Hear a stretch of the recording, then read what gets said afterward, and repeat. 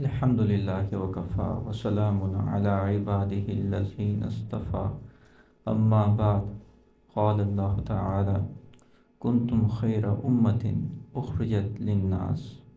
وقال النبي صلى الله عليه وسلم: الخلق عيال الله. سبحان ربك رب العزة عما يصفون وسلام على المرسلين والحمد لله رب العالمين. اللهم صل على سيدنا محمد وعلى آل سيدنا محمد وبارك وسلم. اللهم صل على سيدنا محمد وعلى آل سيدنا محمد وبارك وسلم. جزا الله عنا محمد ما هو أهله. نبی علیہ السلام کا ارشاد ہے: الخلق عیال اللہ. مخلوق اللہ تعالیٰ کا کنبہ ہے. مخلوق اللہ تعالیٰ کے فیملی ممبرز ہیں. مخلوق سے مراد صرف انسان نہیں ہے، تمام حیوانات، پرندے، چرندے، یہ تمام مخلوقات ہیں. یہ اللہ تعالیٰ کے فیملی ممبرز ہیں. ہم کبھی کسی کو اپنے خاندان کے لوگوں کے ساتھ حسن خلق سے پیش ہوتا ہوا دیکھیں تو ہمارے دل میں اس کے لیے ایک عظمت پیدا ہو جاتی ہے، ایک ریگارڈ، ایک شکریہ ادا کرنے والے جذبات وہ پیدا ہو جاتے ہیں، محبت بڑھتی ہے.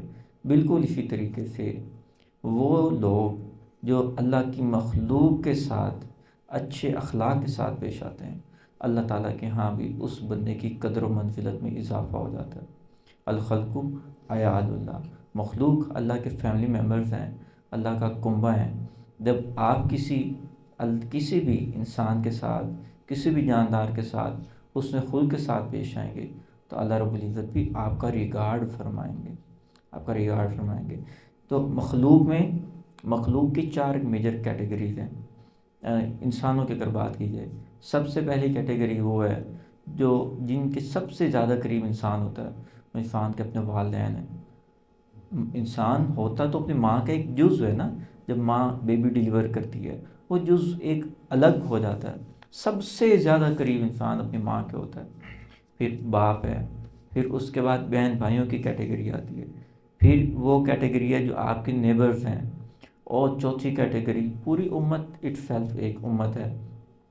تو جو پہلے کیٹیگری ہے الخلق عیال اللہ، اس کے تحت وہ آپ کے والدین ہیں.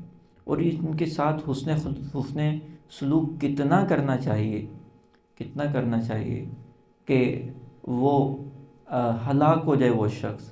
ایک حدیث مبارکہ میں ہلاک ہو جائے وہ شخص جس نے اپنے والدین کو بڑھاپے میں پایا اور ان کی خدمت کر کے جنت میں نہیں داخل ہو سکا. ہلاکت کا نبی علیہ السلام تو رحمۃ اللہ علیہ کبھی کسی کی بد دعا نہیں فرمائی. یعنی کہ یہ اتنا بد نصیب انسان ہے کہ اس کے والدین بڑھاپے میں ملے ہیں اور اس نے ان کی خدمت نہیں کی. اگر یہ خدمت کر لیتا تو یہ ضرور جنت کا مستحق بن جاتا. ایک بزرگ کے بارے میں آتا ہے کہ انہوں نے اللہ تعالیٰ سے ایک فرمائش کی: اے اللہ، اس وقت پوری روئے زمین پہ جو آپ کا سب سے بڑا ولی ہے، میں اس کی زیارت کرنا چاہتا ہوں. تو اللہ تعالیٰ نے خواب میں اس ایک شخصیت کے بارے میں بتایا: یہ فلاں صاحب ہیں، فلاں علاقے میں رہتے ہیں، آپ جائیں اور ان کی زیارت کر لیں. یہ چلتے ہیں، وہ اپنے گھر سے نکلتے ہیں، ان کی زیارت کریں. جب وہاں پہ ان کے پہنچتے ہیں تو اس کے بعد نوٹ کرتے ہیں یہ تو بالکل ایک عام سی زندگی گزار رہا ہے، کوئی اسپیشل اس کی زندگی میں مجھے کوئی عبادت نہیں نظر آ رہی. ایسے ہوتا ہے نا، بہت لمبی تلاوت کرتے ہیں، قرات کرتے ہیں نماز کے اندر، بہت لمبی نمازیں ہیں، ہر وقت روزے کے ساتھ ہیں، نوافل. ایسا کچھ بھی نہیں لگ رہا تھا، بالکل ایک عام انسانوں والی زندگی بسر کر رہے تھے. تو بالآخر انہوں نے ان سے پوچھ لیا کہ میرے بھائی، میرا ایک سوال ہے اور اس سوال کے جواب حاصل کرنے کے لیے میں آپ کے پاس آیا ہوں. اصل میں نے نا اللہ تعالیٰ سے ایک فرمائش کی تھی کہ اس وقت روئے زمین پہ آپ کا سب سے بڑا ولی کون ہے، تو مجھے آپ کے بارے میں اشارہ ملا. تو آپ مجھے خود ہی بتا دیجیے کہ آپ کی زندگی میں وہ کون سا ایسا عمل ہے کہ اللہ تعالیٰ نے آپ کو top of the line, top جو علماء، جو اللہ کے اولیاء ہیں، ان کی سر فہرست میں آپ کا نام لکھا ہوا ہے. تو کہنے لگے اچھا آپ میرے ساتھ آئیے. انہیں اپنے گھر میں اندر لے کے جاتے ہیں. بیڈ روم کے پیچھے ایک اور سمجھے پرائیویٹ روم بنا ہوتا ہے، انہیں کھول کے دکھاتے ہیں. پیچھے 2 جانور نما ہوتے ہیں انسان. تو کہتے ہیں یہ دونوں میرے والدین ہیں، اور یہ اتنے کبیرہ گناہ انہوں نے اپنی زندگی میں کیے ہیں کہ گناہوں کی وجہ سے ان کے چہرے وہ بالکل جانوروں جیسے بن گئے، جہاں شکلیں بالکل بگڑ چکی ہیں ان کے گناہوں کی وجہ سے ہوئے، لیکن اس کے باوجود میں ان کی اتنی خدمت کرتا ہوں، اتنی خدمت کرتا ہوں کہ اللہ تعالیٰ نے مجھے یہ مقام عطا فرمایا ہے۔ یہ وہ مخلوق کی پہلی کیٹیگری ہے کہ جس کی جب انسان خدمت کرتا ہے تو اللہ تعالیٰ اس پہ رحم فرماتے ہیں اور اپنے نیک لوگوں کی سر فہرست میں ان کا نام لکھتے ہوتے ہیں۔ دوسری کیٹیگری انسان کے وہ ہیں جو اگر شادی شدہ مرد ہے تو اس کی بیوی، اس کے بچے، یہ کیٹیگری آتی ہے۔ اور بیوی کے ساتھ حسن سلوک، اس کی خدمت پتہ کتنی ہے؟ نبی علیہ السلام نے یہ فرمایا، تم میں سے سب سے بہترین وہ ہے جو اپنے اہل خانہ کے ساتھ اچھا ہو۔ اچھا، اہل خانہ کے ساتھ اچھا ہونے سے مراد صرف یہ نہیں ہوتا کہ ان کی صرف ضروریات کو پورا کیا جائے، ان کو اچھا کھانا دے دیا، اچھا لباس دے دیا، بس یہ جاب از ناٹ ڈن۔ کبھی ایسا ہوتا ہے کہ گھر میں سے کسی کی طبیعت خراب ہے، اچھا آپ کھانا نہیں پکا پا رہے، آج میں کھانا پکا لیتا ہوں۔ بچوں کو کچھ بچوں کی کوئی ضرورت کو پورا کرنا ہے تو میں کر لیتا ہوں۔ یہ بھی خدمت میں ہے، یہ بھی خدمت میں ہے۔ نبی علیہ السلام اپنی ازواج کے ساتھ گھروں کے کام میں ہاتھ بٹایا کرتے تھے، خدمت میں بالکل بھی آر محسوس نہیں کرتے تھے۔ یہ مخلوق کی خدمت، یہ دوسری کیٹیگری ہے کہ آدمی وہ بہترین ہے جو اپنے اہل خانہ کے ساتھ اچھا ہو۔ آپ نے بہت سارے ایسے لوگوں کو دیکھا ہوگا جو نیکی کے کام میں بہت بڑھ چڑھ کے حصہ لے رہے ہوتے ہیں۔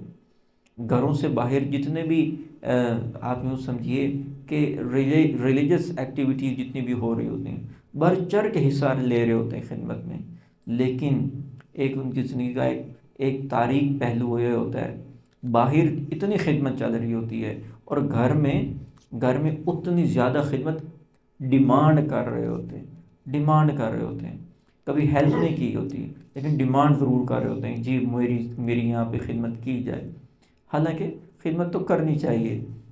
اور تیسری وہ کیٹیگری ہے ہمسایوں کی۔ ایک بہت مشہور اس میں ایک حدیث مبارکہ بہت مشہور ہے، آپ نے بھی سنی ہوگی کہ وہ کامل مسلمان نہیں ہو سکتا، وہ کبھی کامل مسلمان نہیں ہو سکتا جس کا پڑوسی اس کی شرارتوں سے محفوظ نہ ہو، وہ کبھی کامل مسلمان نہیں ہو سکتا۔ پھر پڑوسی سے مراد وہ نہیں ہے جو بالکل رائٹ لیفٹ سائڈ پہ رہتے ہو، پڑوسی سے مراد وہ لوگ بھی ہیں جو ہمارے ساتھ آفس میں کام کرتے ہیں، ہمارے نیچے کام کرتے ہیں، سب آرڈینیٹس ہیں، آفس بوائز ہیں، یہ بھی اللہ کی مخلوق ہیں۔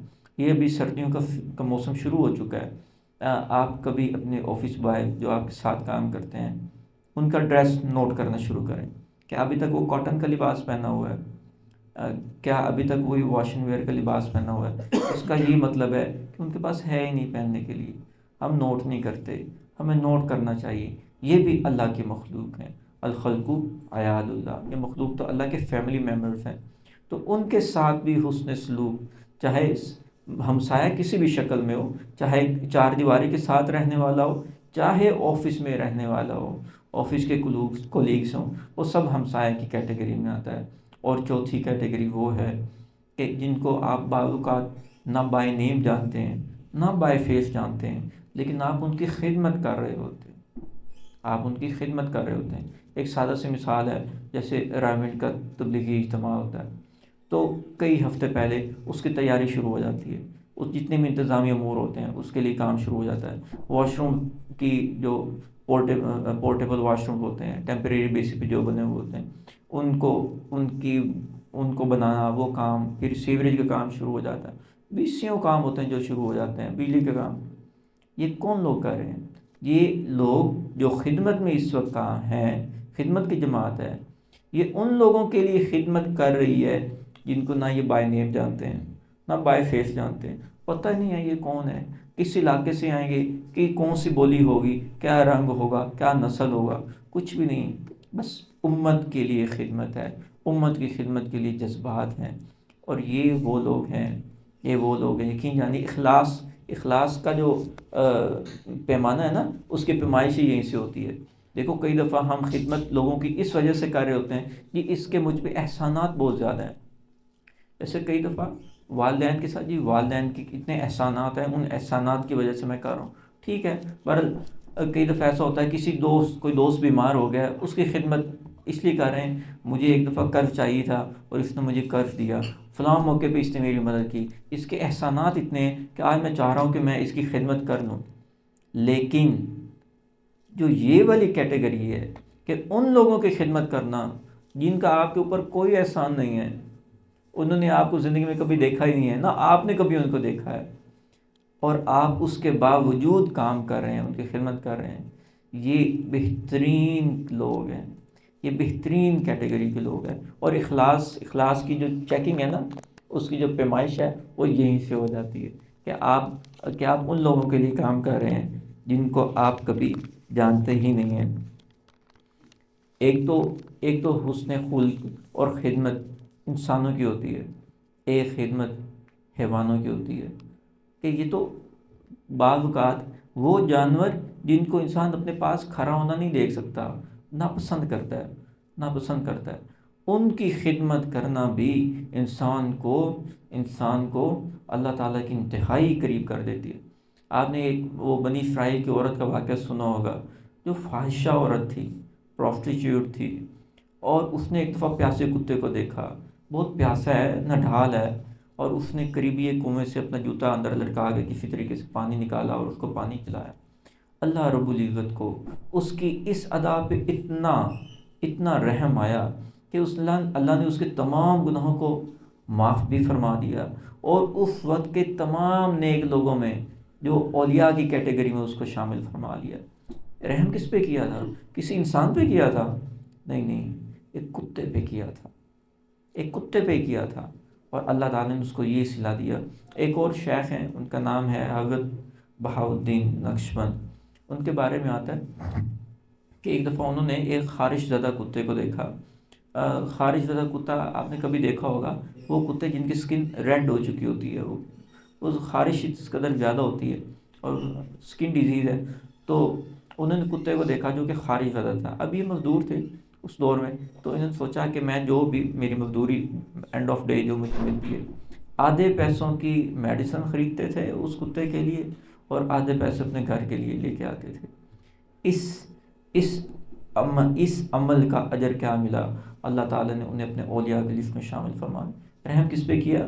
ایک کتے کے اوپر، ایک خارش زدہ کتے کے اوپر، روزانہ میڈیسن لے کے آتے، اس کی سکن کے اوپر خود لگاتے جب تک کہ وہ ٹھیک نہ ہو گیا۔ یہ عمل اللہ تعالیٰ کے ہاں بہت زیادہ مقبول تھا ان کا۔ ایک حدیث مبارکہ میں ہے کہ جو مسلمان اپنے کسی دوسرے مسلمان بھائی کی تکلیف کو دور کرتا ہے، اللہ تعالیٰ روز محشر اس کی کوئی تکلیف کو دور فرما دیں گے۔ یہ دیکھو، یہ ایک گولڈن اپرچونٹی ہے۔ آج ہم اپنے گرد و نواح میں نظر دورائیں، ہر انسان کسی نہ کسی تکلیف میں مبتلا ضرور ہوتا ہے۔ کسی کو پیسوں کی ضرورت ہوتی ہے، کسی کے پاس علاج کے لیے پیسے نہیں ہوتے، کسی کے لیے ڈاکٹر کے پاس جانے کے پیسے نہیں، کسی کے پاس اپنے گھر کا کرایہ دینے کے لیے پیسے نہیں، کسی کے پاس اپنے سردیوں کے کپڑے لینے کے لیے پیسے نہیں ہیں، ہاں کسی کے پاس سردیوں کے کپڑے لینے کے لیے پیسے نہیں، کسی کے پاس کھانے کے لیے پیسے نہیں ہیں۔ کھانے کے لیے آپ اپنے ارد گرد نظر دورائیے، بلکہ اپنے آفسز میں دیکھیے کہ جو آفس بوائز ہیں ان کی کتنی سیلری ہوتی ہے۔ ہاں ان کی سیلری ہوتی ہے عام طور پہ 20,000 25,000، ہاں اس سے زیادہ نہیں ہوتی۔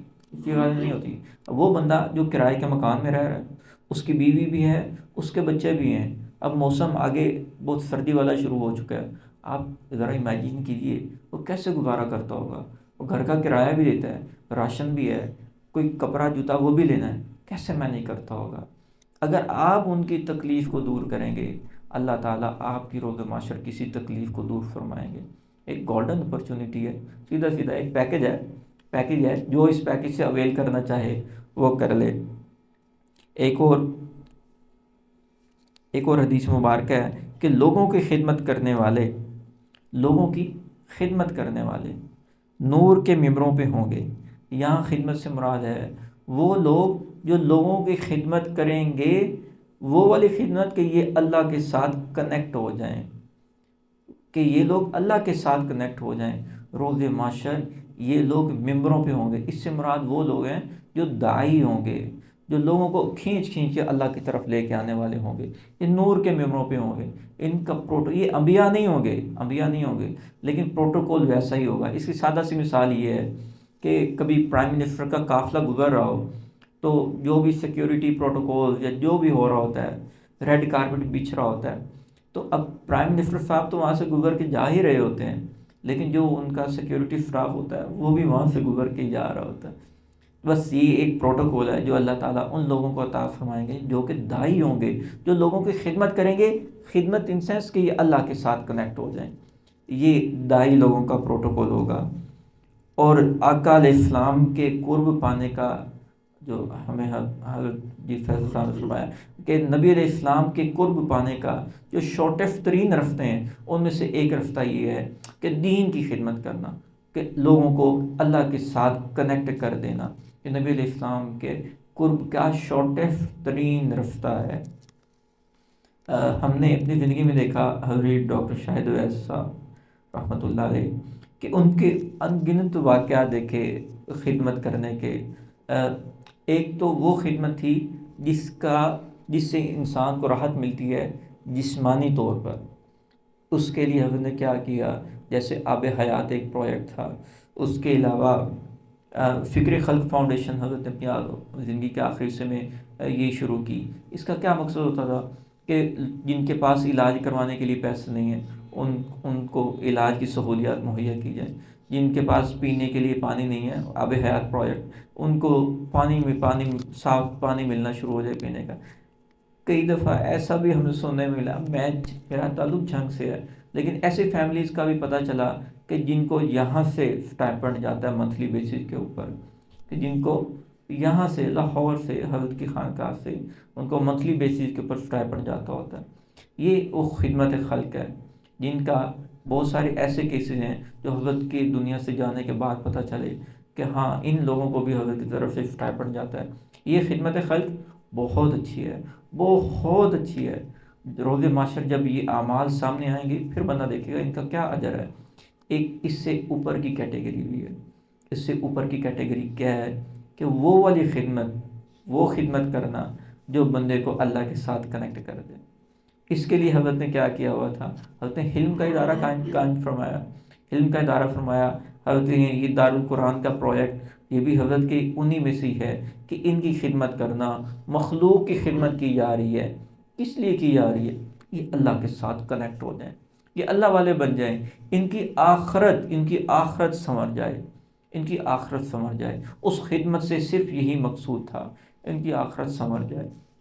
تو یہ خدمت کا ایک دوسرا کانٹیکسٹ ہے کہ خدمت بعض اوقات تو انسان کو جسمانی طور پہ نفع دے رہی ہوتی ہے، اور ایک خدمت وہ ہوتی ہے جو انسان کو اخروی زندگی میں نفع دے رہی ہوتی ہے۔ ایک اور حدیث میں ہے کہ جو کسی تنگی میں پڑے ہوئے مسلمان کی تکلیف کی تنگی کو دور کرتا ہے، اللہ رب العزت روز معاشر اس کی تنگیوں میں سے کسی ایک تنگی کو دور فرمائیں گے۔ روز معاشر ہمیں سے کون بندہ یہ سمجھ سکتا ہے کہ میں تو تنگی میں نہیں ہوں گا؟ ہر کسی کو اپنی جان کے لالے پڑے ہوں گے، ہر کسی کو اپنی جان کے لالے پڑے ہوں گے۔ آج یہ وہ ان لمیٹڈ آفر ہے، ان لمیٹڈ پیکج ہے کہ لوگوں کی تنگیاں دور کرتے جاؤ، اس کے بدلے اللہ آخرت میں تنگیوں کو دور کرتے چلے جائیں گے۔ ایک اور ہے کہ انسان کو خدمت کے پوائنٹ آف ویو سے عرض کر رہا ہوں کہ آکسیجن کی طرح بن کے رہنا چاہیے۔ جیسے وہ دمے کے مریض ہوتے ہیں نا، کہ ان کو کبھی سانس اکھڑ رہا ہے تو آکسیجن لگائیں، فوری طور پہ سکون میں آ جاتے ہیں۔ بس انسان کو آکسیجن کی طرح ہونا چاہیے۔ وہ تمام لوگ جو آپ کے گرد و نواح میں ہیں، وہ کبھی بھی کسی مصیبت میں آتے ہیں، وہ فوری طور پہ آپ کی طرف آئیں، آپ سے نفع حاصل کریں۔ کیوں؟ ایک حدیث مبارکہ ہے، لوگوں میں حدیث مبارکہ یہ ہے، اللہ تعالیٰ کو سب سے زیادہ محبوب وہ بندہ ہے جو لوگوں کو نفع دیتا ہو، نفع دینے والے، خیر خواہی کے جذبات رکھنے والے، لوگوں کی پریشانیوں کو حل کرنے والے، مصیبت زدوں کی مصیبت کو دور کرنے والے، غم میں مبتلا لوگوں کے غم دور کرنے والے بننا چاہیے۔ وہی مثال ہے آکسیجن، ہم نے حضرت ڈاکٹر صاحب کی زندگی میں دیکھا، جس بندے کو جو بھی پرابلم ہوتی تھی آ جاتا تھا حضرت سے ڈسکس کرنے کے لیے۔ کسی کو جاب ریلیٹڈ پرابلم ہے، حضرت وہ فلاں کمپنی میں جوائن کروں نہ کروں، کیا پرابلم ہے، کیا کون ہے، مشورے کے لیے پہنچ جاتا تھا۔ کسی کی شادی کا مسئلہ ہے وہ پہنچ جاتا تھا، والدین کے ساتھ کوئی انبن ہو رہی ہے وہ پہنچ جاتا ہے، بیوی کے ساتھ مسئلے مسائل ہو رہے ہیں وہ پہنچ جاتا ہے، جس کو اپنے فائنینشلی کوئی پرابلم ہے وہ آ جاتا ہے، انتظامی امور کے ساتھ پرابلم تھے وہ آ جاتا تھا۔ بس لوگوں میں اللہ تعالیٰ کے ہاں اللہ کو سب سے زیادہ محبوب وہ ہے جو لوگوں کو نفع دیتا ہو۔ تو ہمیں نفع دینے والا انسان بننا چاہیے، وہ لوگ جو لوگوں کو نفع دیتا ہو، خدمت کرتا ہو۔ ہم کئی دفعہ ایسا دیکھا زندگی میں کہ خدام کو ڈانٹ پڑتی تھی، کوئی باہر سے ملنے کے لیے آیا اور انہوں نے دیکھا حضرت کی طبیعت ٹھیک نہیں ہے اور حضرت آرام فرما رہے ہیں، آپ ذرا ویٹ کیجیے، یا کئی دفعہ ایسا ہوا کہ بھیج دیا آپ کل آ جائیے گا، آپ کل آ جائیے۔ بس کسی طریقے سے اگر حضرت کو یہ علم ہو جاتا کہ وہ کوئی مجھ سے ملنے کے لیے آیا اور انہوں نے مجھ سے ملوایا نہیں تو بہت ڈانٹ پڑتی تھی۔ میں تو ہوں ہی ان کا خادم، میں تو مخلوق کی خدمت کے لیے جی رہا ہوں، میں تو بیٹھا ہی ان لوگوں کی خدمت کے لیے ہوں، لوگوں کو کے غم دور کرنے کے لیے بیٹھا ہوں، میری تو ڈیوٹی ہی یہی ہے۔ تو بہت خوب ڈانٹ پڑتی تھی کہ یہ خدمت کا موقع مجھ سے کیوں چھن گیا ہے، کیوں چھن گیا ہے۔ تو ہمیں ہمیشہ لوگوں کے لیے نفع بخش ہونا چاہیے۔ ایک اور حدیث مبارکہ میں ہے کہ اللہ تعالیٰ کو اعمال میں سب سے زیادہ پسندیدہ عمل یہ ہے کہ تم کسی مسلمان کے دل کو خوش کرو۔ آج ہم لوگوں کے دلوں کو خوش تو نہیں کرتے، ہاں دلوں کو توڑتے ضرور ہیں، دلوں کو توڑتے ضرور ہیں۔ کتنی ایسے گھروں میں خواتین ہیں جو صبح سے شام تک کچن میں وقت گزارتی ہیں، لیکن ڈے اینڈ پہ جب ان کا خاوند آتا ہے، ایک پہلی بائٹ لی، کیا عجیب سالن پکایا ہے، نمک اتنا زیادہ کر دیا آپ نے، کھایا ہی نہیں جا رہا، صبح کا میں بھوکا آیا ہوں اور پہلی بائٹ لی ہے نہ، اس میں کوئی ٹیسٹ لیس کھانا ہے۔ گرمی کے دنوں میں کبھی آپ نوٹ کریں، آپ مرد حضرات 10 سے 15 منٹ چولہے کے آگے کھڑے ہو جائیں، آپ نہیں کھڑے ہو پائیں گے، بالکل بھی نہیں کھڑے ہو پائیں گے۔ اور ہماری خواتین، گھروں کی جو خواتین ہیں، سارا دن کچن میں گزار رہی ہوتی ہیں، اور ہم بڑی آسانی کے ساتھ کہہ دیتے ہیں کہ کھانا تو کھانے کے قابل ہی نہیں ہے، اور ہم اتنے نڈر طریقے سے اس کے دلوں کے اوپر کیا گزرتی ہوگی۔ ایک بزرگ کے بارے میں سنا کہ وہ اپنے کسی مرید کے گھر گئے، تو انہوں گھر والوں نے جو گھر کی مالکن تھی انہوں نے کھیر پکائی، تو کہیں اندھیرا تھا تو انہوں نے چینی کے بجائے نمک ڈال دیا۔ اب انہوں نے کہا جی پیر صاحب آئے ہیں، شیخ صاحب آئے ہیں، تو پہلے نا ان کو ہی پیش کریں گے، وہی ٹیسٹ کریں گے۔ اب شیخ صاحب نے نوٹ کیا یہ تو کہیں گھر کی خاتون سے غلطی ہو گئی ہے، اس نے چینی کے بجائے نمک ڈال دیے۔ اس نے کہا اتنا مزیدار کھانا، یہ سارا کھانا میں ہی کھاؤں گا، یہ ساری کھیر میں ہی کھاؤں گا، یہ سارا برتن آپ نے جو پتیلا ہے جو بھی وہ لے کے آؤ، یہ ساری میں ہی کھاؤں گا۔ اللہ کی شان، وہ سارا خود کھا گئی۔ تو اس نے نوٹ کیا، جو گھر کی خاتون تھی، میں اگر چیک تو کروں، آج تک کبھی کسی نے اتنی تعریف نہیں کی، اتنا مزیدار تو کھانا کبھی شاید میں نے پکایا ہی نہ ہو جتنی تعریف حضرت کر رہے ہیں۔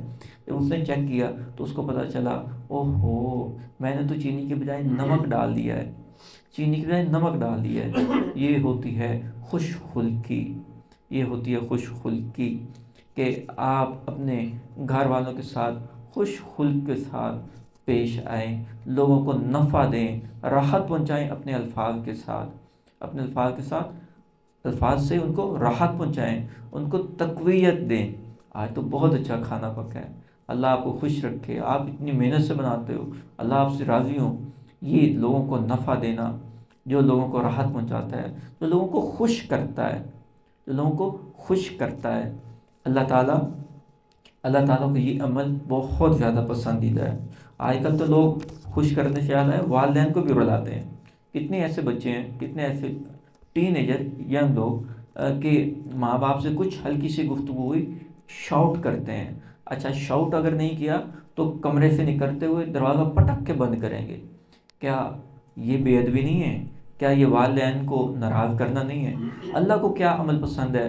جو میری مخلوق کو خوش کرتا ہو، الخلق و عیال اللہ، یہ مخلوق تو اللہ کے فیملی ممبرس ہیں، آپ ان کے ساتھ اتنی بدتمیزی کے ساتھ پیش آ رہے ہیں، اور یہ تو تمہارے والدین ہیں، والدین کا تو مقام ہی الگ ہے، الگ مقام ہے، اور ان کے ساتھ اتنی بدتمیزی کے ساتھ پیش آتے ہیں۔ اللہ تعالیٰ کے ہاں یہ انتہائی ناگواری والے معاملات ہیں۔ والدین سے یاد آیا، ایک واقعہ آپ نے سنا ہوگا کہ یہ واقعہ بخاری شریف میں بھی ہے کہ نبی علیہ السلام نے ایک واقعہ سنا ہے کہ پرانے دور میں کچھ 3 نوجوان تھے جو کسی سفر پہ نکلے اور رستے میں تیز آندھی اور طوفان بارش یہ موسم ہو گیا، تو انہوں نے کسی غار کے اندر پناہ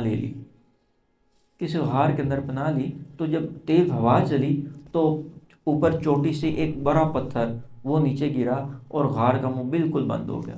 اب یہ تینوں نے مل کے بہت غور لگایا، غار کا منہ نہیں کھولا، غار کا منہ جب نہ کھولا، تھک ہار گئے، اب تینوں اپنی موت کے انتظار میں بیٹھے ہوئے ہیں۔ تو کسی نے کہا ہم کیوں نہ اللہ تعالیٰ کو اپنے نیک اعمال کا واسطہ دیتے ہیں، ہو سکتا ہے اللہ تعالیٰ ہم پہ رحم فرمائے اور یہاں سے کوئی رستہ نکل آئے۔ تو ان تینوں میں سے ایک نے اللہ تعالیٰ کے سامنے یہ فریاد کی، اے اللہ، میں سارا دن اپنی بکریاں چراتا ہوں، شام کو جب گھر پہنچتا ہوں تو سب سے پہلے دودھ ان بکریوں کا نکال کے اپنی ماں اور اپنے باپ کو پلاتا ہوں۔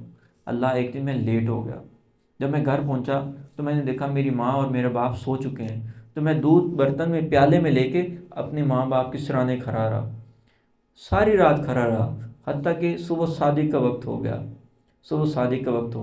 اے اللہ، یہ عمل اگر آپ کے ہاں قبولیت رکھتا ہے، اگر یہ آپ کے ہاں کوئی اہمیت رکھتا ہے، تو اللہ آپ ہمارے لیے یہاں سے نکلنے کا کوئی رستہ بنا دیجیے۔ بس یہ انہوں نے دعا کی تو وہ چٹان تھوڑی سی آگے ہو گئی کہ باہر نکلنے کا تھوڑا سا رستہ بن گیا۔ کہ والدین کے ساتھ خدمت، ان کے ساتھ خوش خلقی اللہ تعالیٰ کو اتنا محبوب ہے کہ اللہ تعالیٰ ایک ایسی جگہ سے آپ کے لیے ایگزٹ پوائنٹ بنا دیتے ہیں جہاں نکلنے کا کوئی ایگزٹ پوائنٹ ہوتا ہی نہیں ہے، کوئی چاروں طرف سے ڈیڈ لاک ہے، رستہ ہے ہی نہیں۔ اللہ تعالیٰ وہاں سے آپ کے لیے عافیت والا رستہ نکال دیتے ہیں۔ کیوں؟ ماں باپ کی خدمت۔ ماں باپ کون ہے؟ الخلق و عیال اللہ، یہ تو اللہ کی مخلوق میں سے ہیں۔ حضرت عمر فاروق کے بارے میں آتا ہے کہ ایک دفعہ اپنے ان کے خادم تھے، ان کا نام تھا اسلم، تو اسلم کو ایک دن فرمانے لگے، اسلم، میں مدینہ میں تو بہت راؤنڈ لگاتا ہوں، راتوں کو گھومتا ہوں، لوگوں کی پریشانی دیکھتا ہوں، آبزرو کرتا ہوں لوگوں کو، تو مدینہ کے اطراف میں کبھی نہیں گیا، چلو آج مدینہ کے باہر جاتے ہیں، باہر جا کے دیکھتے ہیں کہ لوگ کن احوال میں ہیں۔ تو انہوں نے دیکھا کہ ایک قافلہ رکا ہوا ہے، لوگوں نے خیمے لگائے ہوئے ہیں، ایک خیمے کے قریب آگ بھی جل رہی ہے اور چولہے کے اوپر کچھ رکھا ہوا ہے، لیکن اندر بچوں کے رونے کی آواز بھی آ رہی ہے اور ایک خاتون بھی موجود ہے۔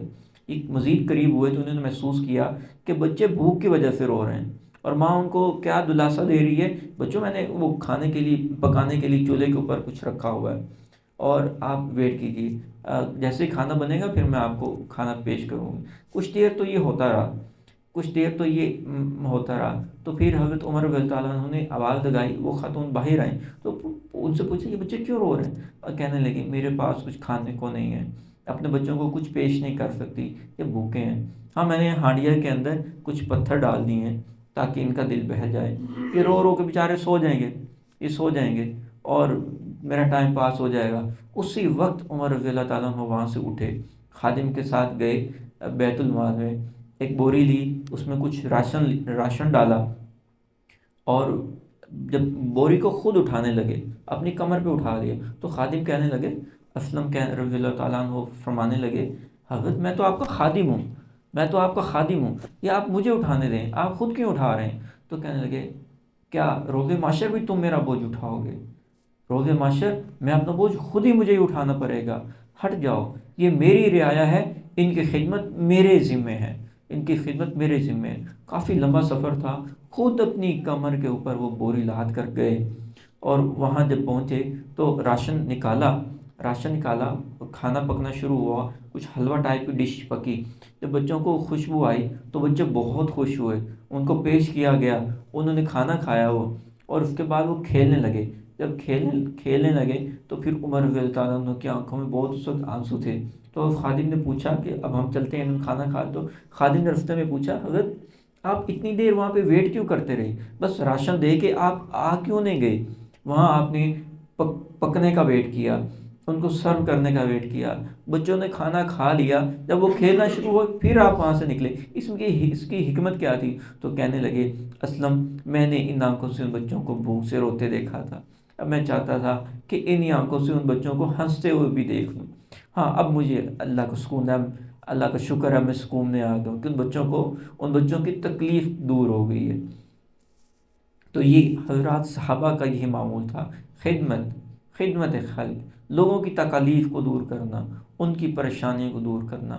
ہم نے صحابہ کے بارے میں یہ تو سنا ہے کہ ساری ساری رات مصلے پہ ہوتے تھے، دن میں جہاد، رات کو مصلے پہ، کئی صحابہ روزہ رکھا ہوا ہے اور جہاد کر رہے ہیں، کتنی مشقت۔ لیکن ایک دوسرا پہلو بھی ہے، خدمت خلق میں اتنا آگے تھے کہ ان کی مثالیں رہتی دنیا تک نہیں ملتی۔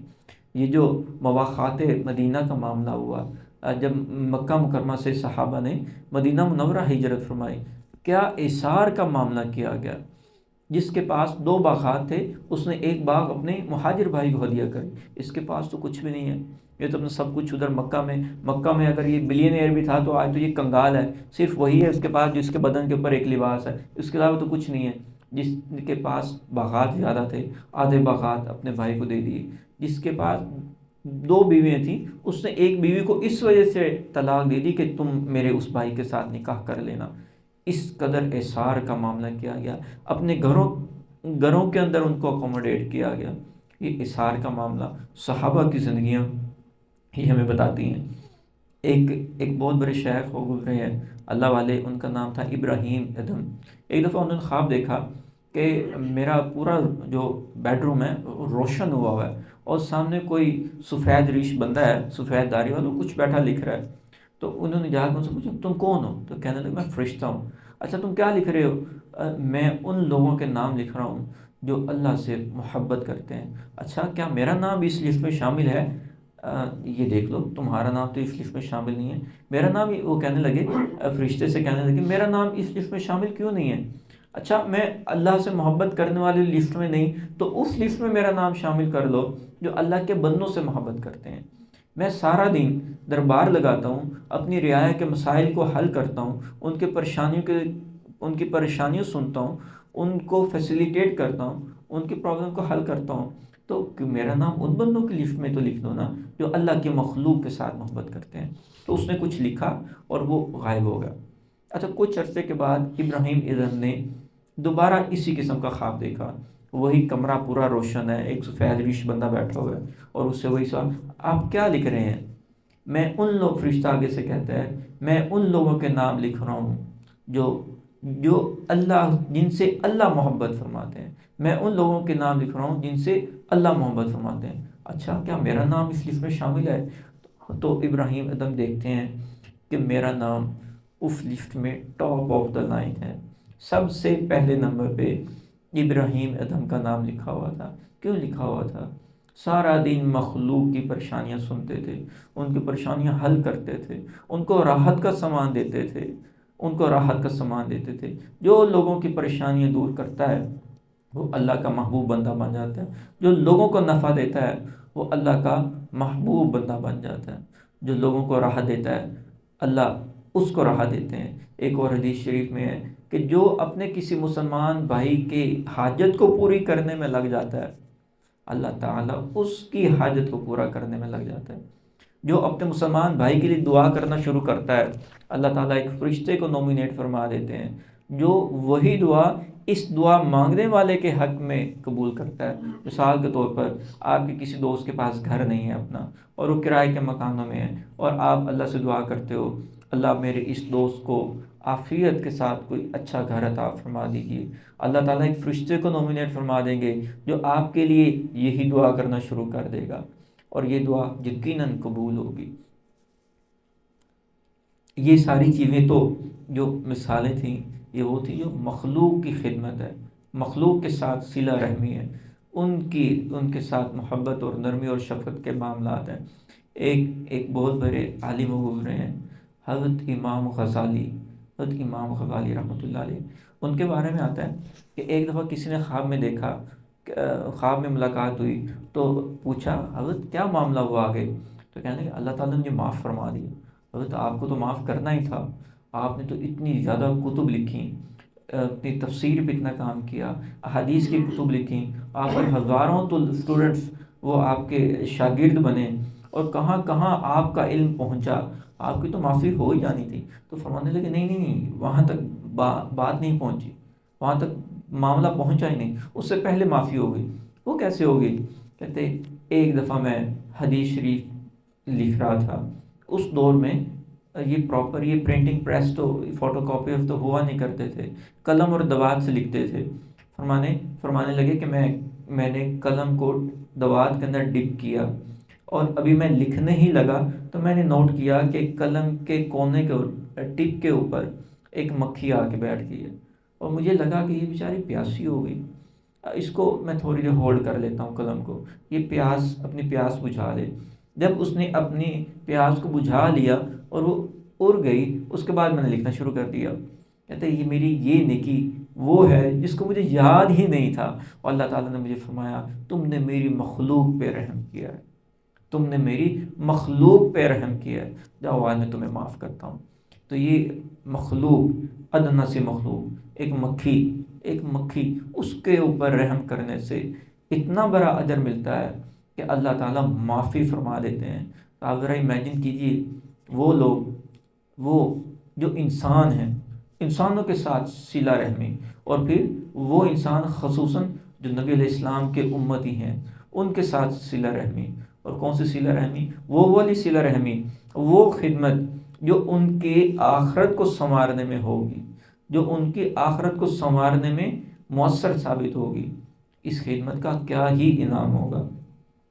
وہی کہ الخلق عیال اللہ، یہ مخلوق اللہ تعالیٰ کی، یہ مخلوق اللہ تعالیٰ کے فیملی ممبرز ہیں، جو ان کے ساتھ اچھے سلوک سے پیش آتا ہے اللہ تعالیٰ اس پہ ضرور رحم فرمائیں گے۔ حضرت ڈاکٹر صاحب کی زندگی میں ہم نے یہ دیکھا کہ افطار رمضان المبارک کے دنوں میں افطاری یہاں اکثر ہوا کرتی تھی، اور پھر کبھی کبھی مذاق کے موڈ میں یہ فرماتے تھے کہ میں تو ان لوگوں کو لوٹ لیتا ہوں، کہ میں ان کی نا خدمت کر کے نا ان کو لوٹ لیتا ہوں۔ تو کیسے لوٹ لیتا ہوں؟ جی سارا دن روزہ انہوں نے رکھا، پیاس انہوں نے برداشت کی، بھوک انہوں نے برداشت کی، آنکھوں کی حفاظت انہوں نے کی، سارا دن انہوں نے مشقت برداشت کی، اور شام کو جب یہ میرے پاس آئے میں نے ان کی افطاری کروا کے ان کا سارا ثواب مجھے بھی مل گیا، میں تو ان کو لوٹ لیتا ہوں۔ یہ حدیث شریف میں بھی یہی ہے نا کہ جو کسی کی افطاری کرواتا ہے اللہ تعالیٰ روزے دار کو جتنا ثواب ملنا ہوتا ہے وہ افطار کروانے والے کو بھی دے دیتا ہے۔ یہ خدمت ہے، یہ خدمت کروانے پر یہ انعامات مل رہے ہوتے ہیں۔ ایک تو یہ چیز، دوسرا اللہ تعالیٰ کے محبوب ترین بندے وہ ہیں جو اللہ کے بندوں کو اللہ کے ساتھ کنیکٹ کرتے ہیں۔ ایک وہ بندہ ہے جو چرسی ہے، ہاں ایک بندہ ہے جو کہ چرسی ہے، جو کسی شراب میں اور اس طرح کے نشے کے کاموں میں پڑا ہوا ہے، بالکل غفلت والی زندگی گزار ہے، اللہ کے ساتھ اس کا کوئی تعلق نہیں ہے، اور آپ اس کی خدمت کرتے ہیں۔ پتہ کیا خدمت کرتے ہیں؟ آپ اس کو کسی اللہ والے کے پاس لے کے آتے ہیں۔ ہاں یہ اس کی خدمت ہے۔ کیا خدمت ہے؟ کہ آپ اس کو جہنم سے بچا رہے ہیں، آپ اس کو جہنم سے بچا رہے ہیں کہ یہ بس جنت میں چلا جائے کسی طریقے سے۔ یہ خدمت اللہ تعالیٰ کو بہت محبوب ہے، بہت محبوب ہے۔ اور اسی کا دوسرا نام پتہ ہے کیا؟ اس کا دوسرا نام ہے دعوت۔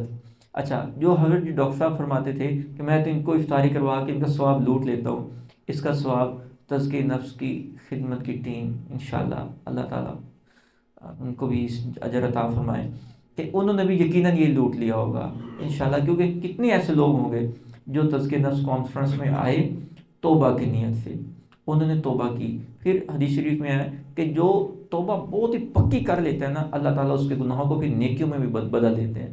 جس کے گناہوں کے انبار تھے اس نے توبہ کی، وہ انبار نیکیوں میں بدل گئے، انشاءاللہ وہ نیکیاں خدمت کی ٹیم کو بھی اللہ تعالیٰ عطا فرمائیں گے انشاءاللہ۔ اور یہ خدمت ہے کہ اللہ تعالیٰ اس کا بہت ریگارڈ فرمائیں گے۔ الخلق عیال اللہ ایک چیز، دوسری لوگوں میں سب اللہ تعالیٰ کا محبوب بندہ وہ ہے جو لوگوں کو سب سے زیادہ نفع دیتا ہو۔ اللہ تعالیٰ کو وہ بندہ سب سے زیادہ پسندیدہ ہے جو لوگوں کو خوش کرتا ہو، جو اپنے کسی مسلمان بھائی کی حاجت کو پورا کرنے میں لگ جاتا ہے، اللہ اس کی حاجت کو پورا کرنے میں لگ جاتے ہیں۔ جو اپنے کسی مسلمان بھائی کی کسی تنگی کو دور کرتا ہے، اللہ تعالیٰ روز محشر اس کی تنگی کو دور فرمائیں گے۔ جو اپنے کسی مسلمان بھائی کی کسی مصیبت زدہ کی مصیبت کو دور کرتا ہے، اس کا قرض ادا کرتا ہے، اس کو کوئی بھی علاج کرتا ہے، اللہ تعالیٰ روز محشر اس کی مصیبت کو دور فرمائیں گے۔ اللہ تعالیٰ آپ کا مبارک کرے۔ وآخر دعوانا ان الحمد للہ رب العالمین۔